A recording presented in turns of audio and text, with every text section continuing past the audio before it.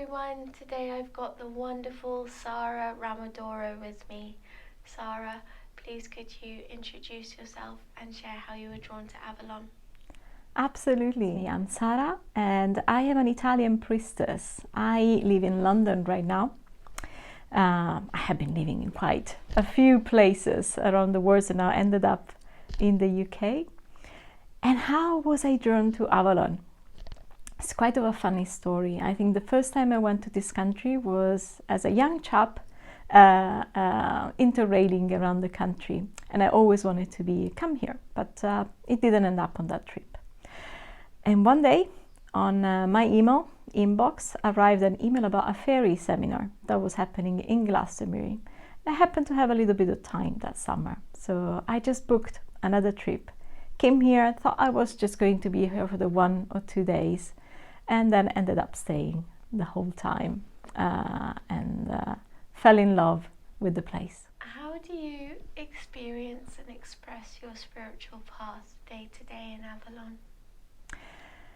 I think my day-to-day, it speaks a lot about me.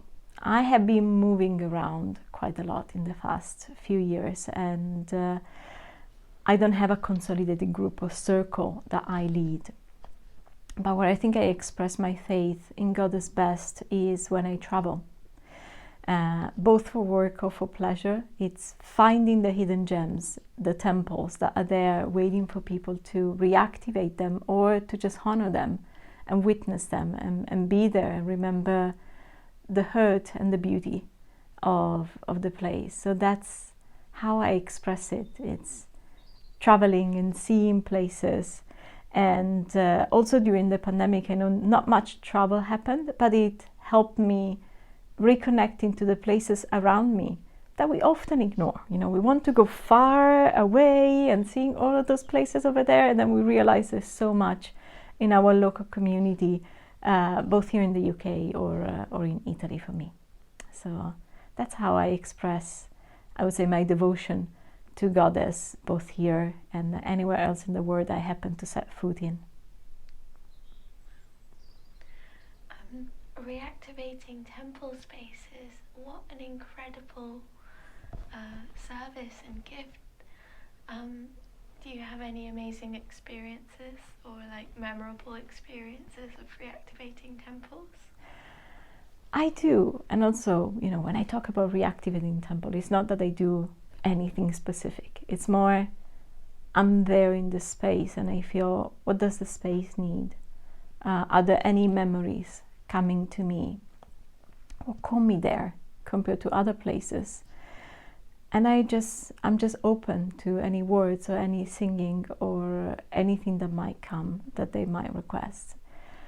Some places call me more than others. I remember finding in Sardinia and in Crete snake skins, and I think the Sardinia one was a beautiful one because it was in a, I would say, not in the most beautiful part of the archaeological site, but something was drawing me there. And in front of an nuraghi there was this long, fully complete with the head and the eyes as well, snake skin waiting there at the entrance. And I picked it up and I felt, you know, such a calling to that.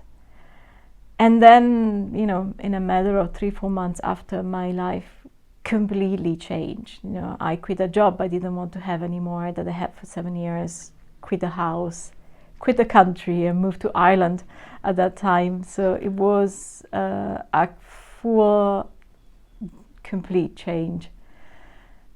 Or other places, memories emerged. In Ecuador, it happened on a temple that I really saw the sacrifice of the priestesses when the Aztec came and took over that temple, where you can see already, you know, the older structures, and then when the Aztecs came in and started building like very square structures. So memories might come, songs might come, you know, snakeskin or natural objects might show me signs. And yeah, I think it's a powerful way of service that also gives me so much. What does goddess or divine feminine mean to you? I think also that one has changed, over the years. It's kind of always evolving. What does it mean to me? What does it mean to me now? I used to be very attached to specific goddesses. Rhiannon was one of them that at the beginning I was really scared of, and then it became a goddess very dear to my heart, the Lady of Avalon. And then from the specific goddess, it's more right now I've seen the overall goddess energy, and I see the rest as aspects of her, and the all-encompassing provider and mother. In a way, that's how I see goddess, and how she expresses herself in nature. So it's more trying to find the connection, and I know that every strand of grass is a connection to her, and the aspects where she might have spoken to me or to others in the past. So sometimes I still connect to her as a specific goddess. Sometimes it's more of an all-encompassing feeling. And I think what is calling me a lot right now is the goddesses of my region of Italy, Le Marche, a very unknown place for many, but I encourage you, off the beaten path, absolutely fantastic. Add over. That is a region of caves where they found small statuette made of stalagmite, more or less 30,000 years old. And I don't know the name of that goddess. Maybe it wasn't necessary in those times, but that land is calling me back to, re-explore her. I don't know if I will ever move back to Italy, but at least I think going back there and connecting with her temples and with my original land. This year's conference theme is the Sovereign Lady of Avalon. What does sovereignty mean to you, and how does working in Avalon or being in Avalon empower you to feel sovereign? I think the goddess path for me meant a lot into my empowerment, into seeing myself or rediscovering myself as a priestess, which many of us, feel at the beginning maybe a little bit daunted by the word, or like, what does it actually mean? Am I, over myself, or thinking of me as a priestess in a way? And then we discover, this is my path in a way, but I felt other people might have shared my footsteps of rediscovering our own power and not being afraid of using that word, and of expressing ourselves in service to Goddess. So I think sovereignty is being centered in myself, in knowing what I am capable of, and use it well, and use it in service. And I think it's expressing it through leadership.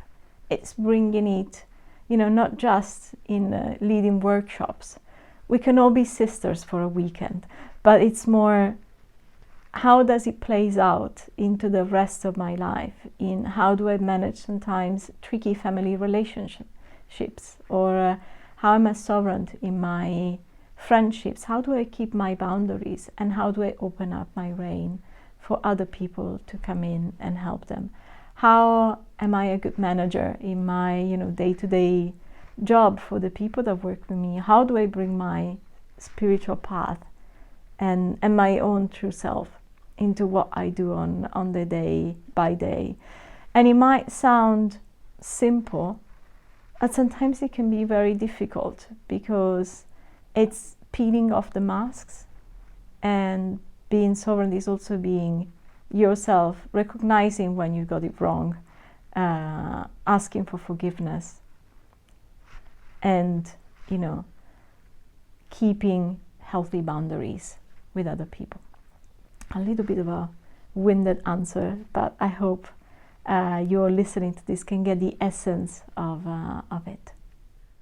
On behalf of everyone that watches this, thank you for your time. Thank you for your wisdom, and thank you for sharing with us.